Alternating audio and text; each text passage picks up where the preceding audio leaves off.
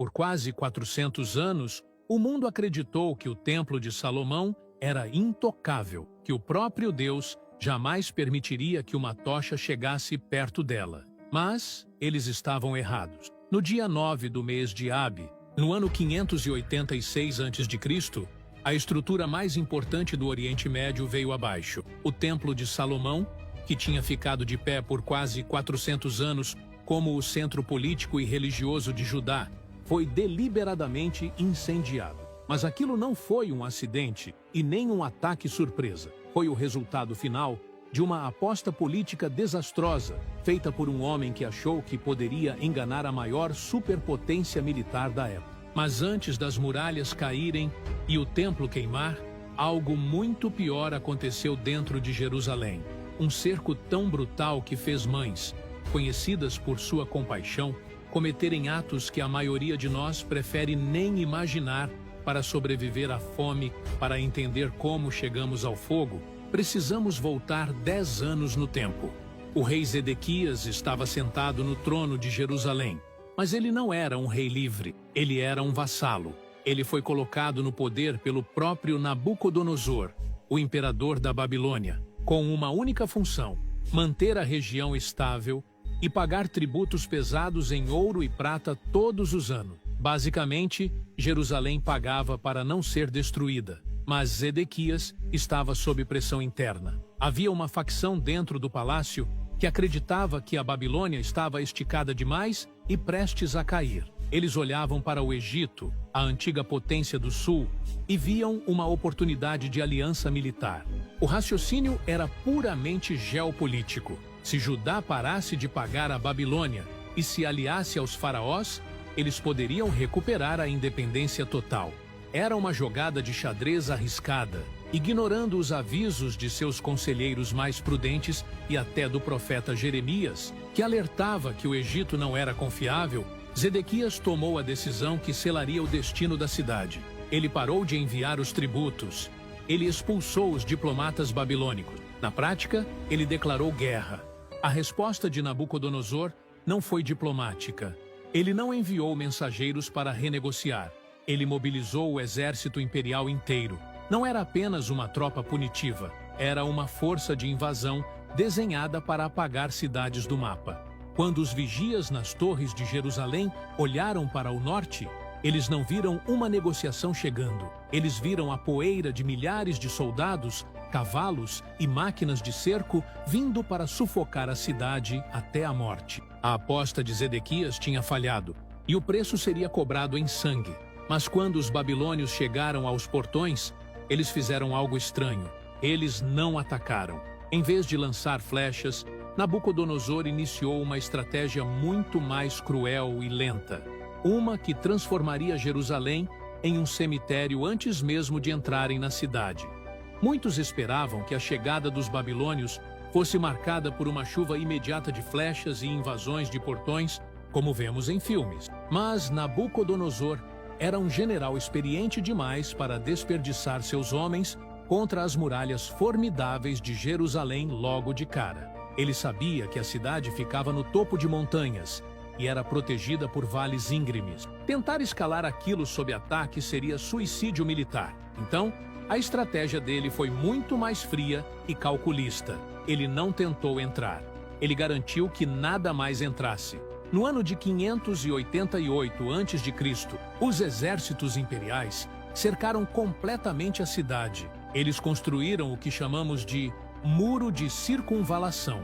Basicamente, os invasores ergueram suas próprias barreiras ao redor de Jerusalém, criando uma jaula gigantesca. A mensagem era clara: ninguém sai. E mais importante, nenhuma comida entra. A máquina de guerra da Babilônia não usou apenas espadas. Ela usou a fome como arma principal. Para quem estava do lado de dentro, o terror mudou de forma. No começo, havia estoques, cisternas com água e uma falsa sensação de segurança. As muralhas pareciam impenetráveis, mas os dias viraram semanas e as semanas viraram meses. Não estamos falando de um cerco curto. Essa operação de sufocamento durou 30 meses. Foram 2 anos e meio vendo o inimigo acampado do lado de fora, cozinhando treinando e esperando pacientemente que você morresse de inanição. A tática de Nabucodonosor transformou Jerusalém em uma panela de pressão. Ele cortou as rotas comerciais que traziam grãos do campo. Ele interceptou qualquer tentativa de comunicação com aliados externos. A cidade se tornou uma ilha isolada, no meio de um oceano de soldados inimigos. A cada dia que passava, o preço do pão subia e a esperança descia. O plano babilônico era simples: enfraquecer os defensores fisicamente até que eles não tivessem força nem para levantar uma espada quando a invasão real começasse. Eles conseguiram trancar a cidade hermeticamente. Mas o que Nabucodonosor talvez não imaginasse era o nível de horror que essa pressão criaria do lado de dentro das muralhas. Quando os armazéns finalmente ficaram vazios e o último saco de trigo foi vendido, a civilização dentro de Jerusalém começou a desmoronar. O que acontece com uma sociedade quando a fome se torna a única lei vigente, desafia a própria humanidade? O que Nabucodonosor estava fazendo do lado de fora era guerra, mas o que começou a acontecer dentro das casas de Jerusalém era um filme de terror que nem os profetas conseguiram prever. Enquanto os olhos dos sentinelas estavam fixos nas torres de cerco lá fora, o verdadeiro massacre começou silenciosamente dentro das casas. O inimigo interno não usava armadura nem espada. Era o colapso absoluto da economia e da humanidade. O plano de sufocamento funcionou com uma crueldade matemática. De repente, a prata e o ouro estocados no palácio não valiam nada. Você não pode comer ouro. A inflação atingiu níveis que desafiam a lógica. Um pedaço de pão mofado passou a valer mais do que propriedades inteiras. A estrutura social derreteu.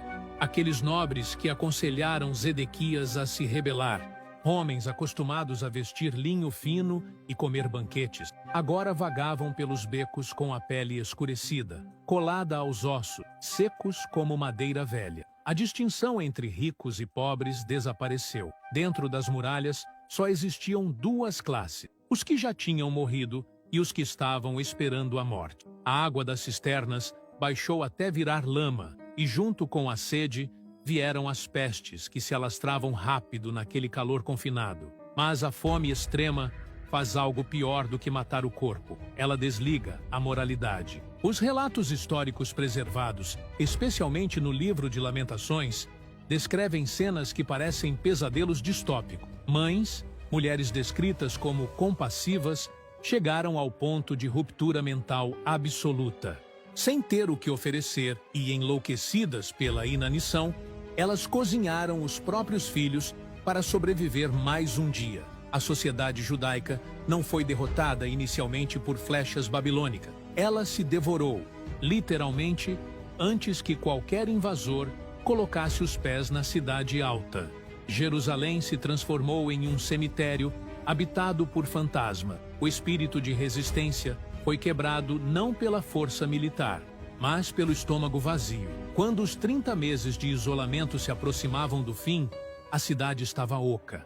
Era uma casca frágil, esperando para ser esmagada, e o momento do impacto final estava chegando. Do lado de fora, os engenheiros babilônios finalmente pararam de esperar e encontraram a falha estrutural na pedra que eles procuravam há 2 anos e meio.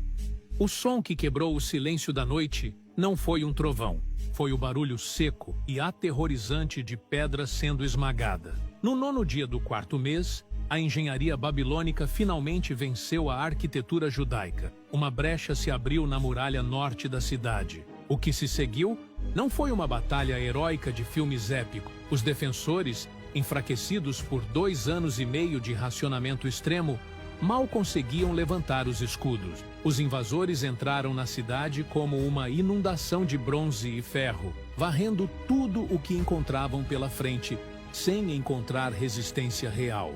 Enquanto o pânico tomava as ruas estreitas e as tochas começavam a iluminar o massacre de civis, o homem responsável por tudo aquilo tomou sua última decisão covarde. O rei Zedequias não ficou para defender seu trono, seu templo ou seu povo. Ele sabia que, se fosse pego ali, sua cabeça rolaria imediatamente. Então, sob a cobertura da escuridão,